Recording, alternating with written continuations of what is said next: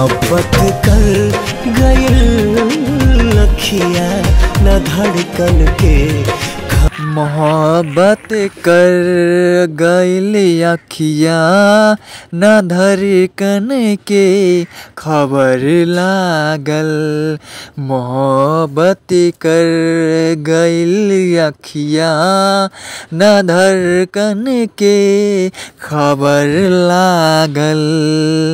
ई रूपबा के असर ना ई रूपबा के असर ना प्रीतिया कर गइल पागल।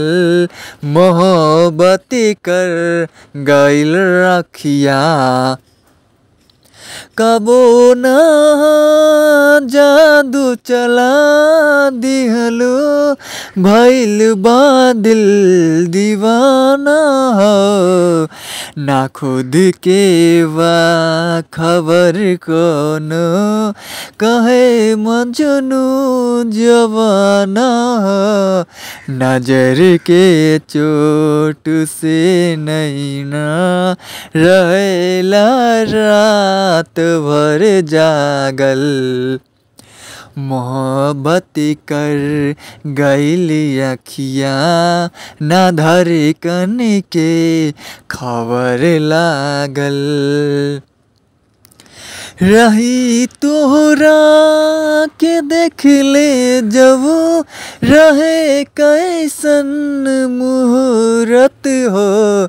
तलरेला हर घड़ी अब तो सनम तोहरे ला जरूरत हो।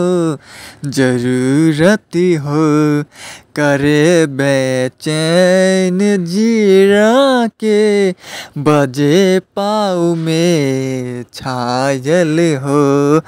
मोहब्बत कर गइल अखिया न धड़कन के खबर लागल।